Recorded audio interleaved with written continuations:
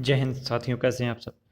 तो देखिए, अभी हाल ही में हमारे जो विदेश मंत्री जी हैं ना, वो गुजरात के वडोदरा में गए थे। वहाँ पे जो है बहुत सारे विदेशी राजदूत और भारतीय जो इंडियन फॉरेन सर्विसेज के ऑफिसर्स हैं वो उनके साथ गए हुए थे। क्योंकि नवरात्रि का फेस्टिवल चल रहा, आप जान ही रहे हैं, तो वहाँ पे वो एक इस जो फेस्टिवल था उसमें गरबा में जो है पार्टिसिपेट करने के लिए गए थे वहाँ पे जो।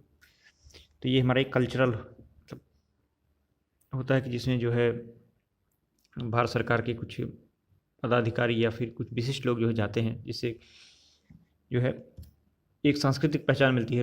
तो उसी में दौरान जो है ये उन्होंने एक उनका जो स्पीच है वो बहुत ज़्यादा वायरल हो रहा है। उन्होंने एक बयान दिया कि जैसे हम आईटी में एक्सपर्ट्स हैं, वैसे हमारे पड़ोसी भी आईटी में एक्सपर्ट हैं। हम इंफॉर्मेशन टेक्नोलॉजी में एक्सपर्ट हैं, तो वो इंटरनेशनल टेररिस्ट के एक्सपर्ट हैं। तो आपको बता दें कि ईएएम जो एक्सटर्नल अफेयर्स मिनिस्टर हैं, एस जयशंकर का ये जो पाकिस्तान प्रधान था, ये बहुत ज़्यादा जो है चर्चा में है। तो भारतीय विदेश मंत्री एस जयशंकर ने शनिवार को कहा कि कोई अन्य देश आतंकवाद की प्रैक्टिस उतनी अच्छी तरीके से नहीं करता जितनी पाकिस्तान करता है। यह एक कार्यक्रम में उन्होंने कहा कि मोदी सरकार की कूटनीति ने अन्य देशों को आतंकवाद के मुद्दे को गंभीरता से लेने के लिए प्रेरित किया है। तो कोई अन्य देश आतंकवाद की उतनी अच्छी प्रैक्टिस नहीं करता जैसा कि पाकिस्तान करता है, उन्होंने ऐसा कहा।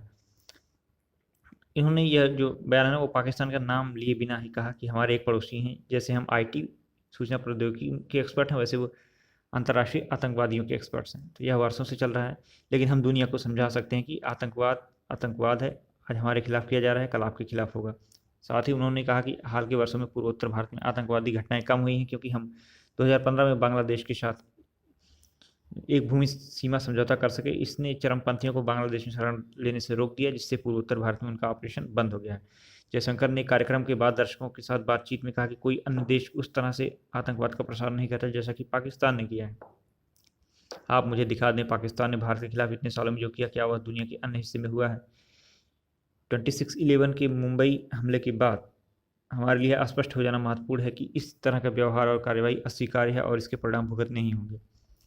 तो उन्होंने यह भी कहा कि आतंकवाद के खिलाफ इस लड़ाई में दुनिया को साथ ले जाने में हम काफ़ी हद तक सफल रहे हैं। भारत ने सफलतापूर्वक अन्य देशों को यह एहसास कराया कि आतंकवाद पर अभी काबू नहीं पाया गया और भविष्य में उनसे यह नुकसान पहुंच सकता है आतंकवादियों के द्वारा। तो विदेश मंत्री ने यह भी कहा कि आतंकवाद के खिलाफ इस लड़ाई में दुनिया को अभी भी और साथ में मिलकर कार्य करना चाहिए। पहले अन्य देश इस मुद्दे को सोचकर नज़रअंदाज कर देते थे कि इससे उन पर कोई असर नहीं पड़ रहा है, लेकिन हाल ही में जो मतलब देख रहे हैं, पिछले कुछ वर्षों में जो आईएसआईएस था, इस्लामिक स्टेट, और जो अलकायदा जैसे संगठन थे, उन्होंने काफ़ी ज़्यादा जो है पश्चिमी देशों को भी निशाना बनाया। तब जो है उनके मतलब पश्चिमी देशों को इस बात का समझ में आया कि हाँ, आतंकवाद भी कुछ होता है। तो आज वो आतंकवाद का जो है विरोध कर रहे हैं, लेकिन फिर भी आज आतंकवाद का समर्थन करने वालों पर दबाव बनाए हुए हैं। यह हमारी कूटनीति का एक उदाहरण है। इसी के साथ आगे जयशंकर जी ने कहा कि विभाजन एक वास्तविक त्रासदी थी और इसने आतंकवाद जैसी समस्याएं पैदा की। या वो जो भारत पाकिस्तान का बंटवारा था हुआ था ना, उस पर भी बोले थे। साथ में उन्होंने जो सरदार पटेल जी की जो प्रतिमा है, मतलब जो एक सबसे ऊंची यूनिटी ऑफ बनी हुई थी, सरदार पटेल जी की जो प्रतिमा है, वहाँ पर भी जाएंगे वो उसे देखने के लिए। तो नवरात्र के उत्सव में शामिल होने के लिए वो वडोदरा पहुँचे थे। उनके साथ कम से कम 50 राजदूत एवं हाई कमीशन थे, जो उच्चायुक्त होते हैं वो थे। तो राज्य की सांस्कृतिक राजधानी कहा जाने वाला वडोदरा गरबा के लिए प्रसिद्ध है। गरबा में हजारों लोग शामिल होते हैं और वे देवी की आराधना में गीत संगीत के बीच पारंपरिक परिधानों में नृत्य करते हैं।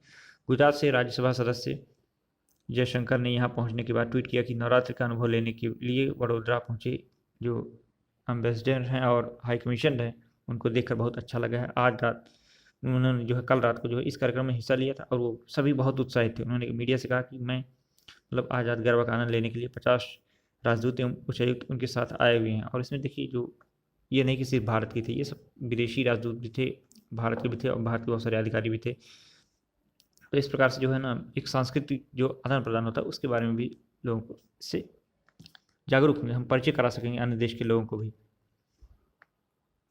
इसके अतिरिक्त उन्होंने जो सरदार पटेल का जो भारत के लिए जो योगदान था उसे भी उन्होंने बताया। उन्होंने स्टैचू ऑफ जो यूनिटी बनी थी वहाँ पे भी वो जाएंगे और सभी राजदूतों के साथ।